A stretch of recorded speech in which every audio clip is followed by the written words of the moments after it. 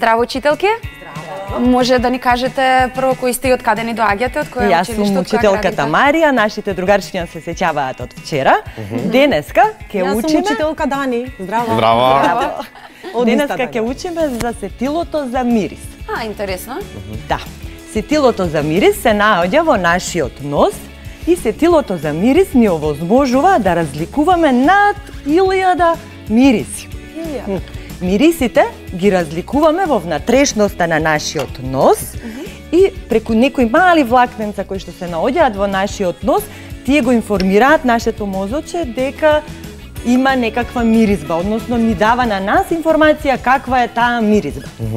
Постојат пријатни миризби, постојат непријатни миризби, постојат и секакви разни миризби. Пријатните миризби се нели на пролета, на цветињата, на дрвијата.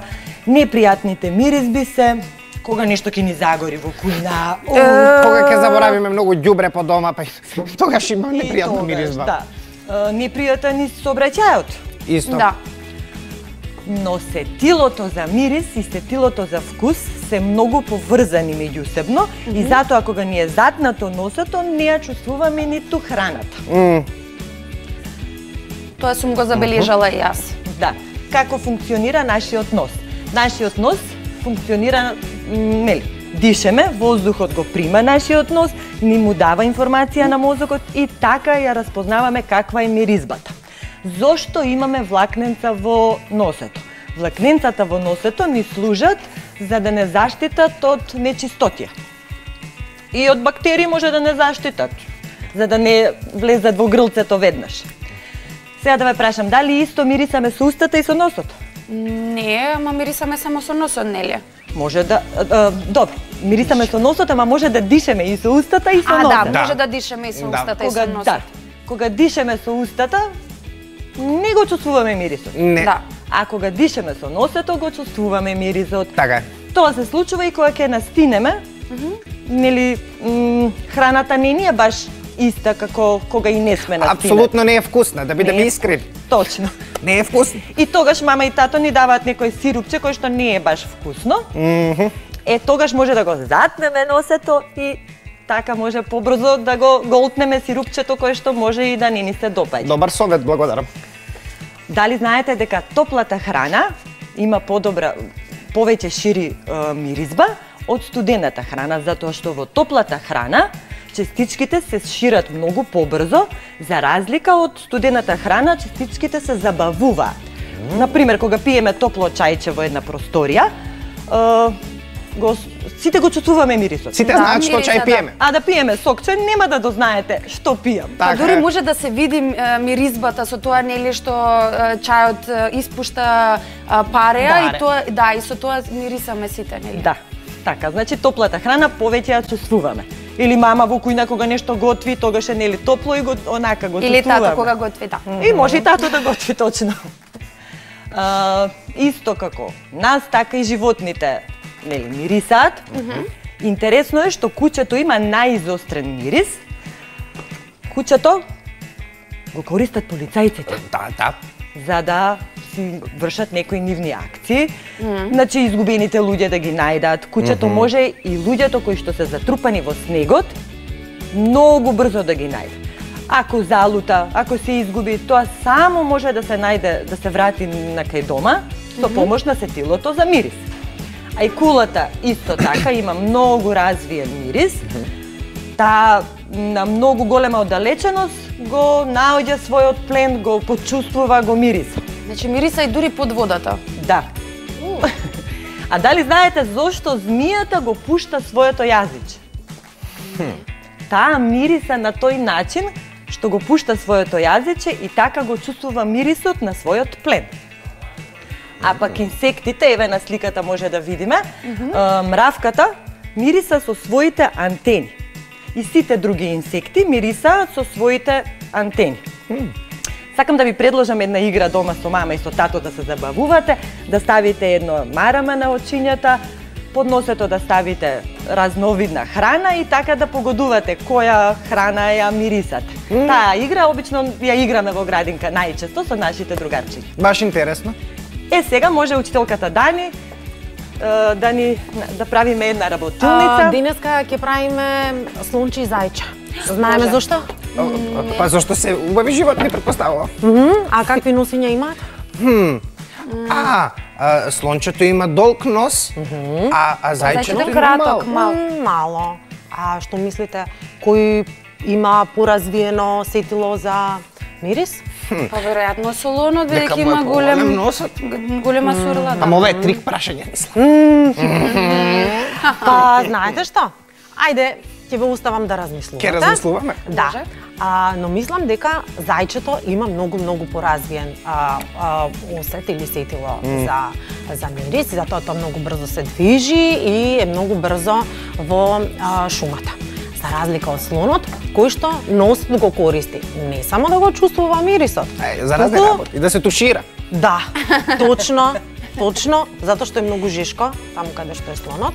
И тој пушта вода. Да, и знаете што? Му треба многу голема сурла за да може да ги дофати листовите кои што се на дрвјата, бидејќи се за да храни може со да јаде. Да, се храни со листовите. Сега вака, ќе ми помогнете, Се разбира. затоа што јас сакам и да објаснам. Ќе правиме зајче и ќе правиме слонче, со тоа што за денешната работилница ни е потребно. Значи, една цврста подлога, тоа може да биде картон или може да биде хамер, што има дечињата дома. Ќе исцртаат на еден бел лист, ќе правиме бело зајче, а они можат и да си го деца да си го обојат. Значи, нека размислуваат како. Два круга, едниот помал, другиот поголем. Едниот круг ќе ни биде главчето на зајчето, а другиот ќе го исечеме на половина и ќе ни представува телото. Потоа, значи зајчето има и уши, тие еве ги, учителка Марија ќе ни помогне. Значи, ушите на зајчето некако ги направиме да личат на листови, долгнавести листови. Потоа ќе го залепиме. Носето можете да го направите од многу работи. Еве, памукче нека биде, може да биде некое копче дома што имате останато, значи треба да биде малечко, бидејќи носето на зајчето е малечко. Или може и шарено графче, например, да залепиме. Може. Потоа, што има друго зајчето?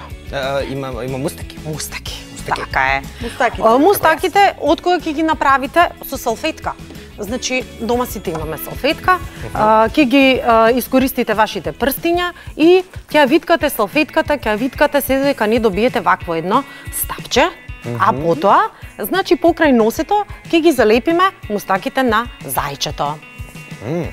Очињата исто. Ние ви донесовме готови очиња, но вие исто така можете да бидете креативни, па очите да ги направите од различни материјали. Исто може и од салфетка, може и да ги нацртате. Така како што ќе го направи учителка Марија, ќе ви го покажеме на крај. Но исто така да пробаме сега да им објасниме на дечињата како можат слончето да го направат. Ајде. Значи, исто, за слончето ќе исцртаме еден голем круг, бидејќи слонот е поголем.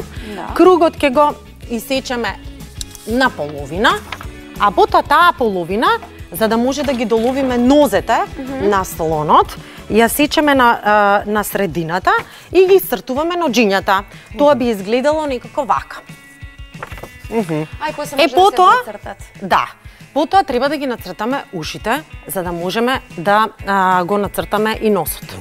Многу лесно, ама со помош на мама и на тато, поставете ги вашите рачиња, значи од страната, и мама и тато нека ги обележат вашите рачиња. Кога ќе ги обележат вашите рачиња или нацртаат, тогаш спојте ги од горниот и од долниот дел и ги го добивате главчето на слонот. Сега јас сум готова. Еве, учителка Марија го направи зајчето. Зајчето ни е готово. Супер. Значи сите вака да се забавуваме дома. Еве, гледајте, може да биде и поголема, може и да си го обоите. Значи изборот е ваш.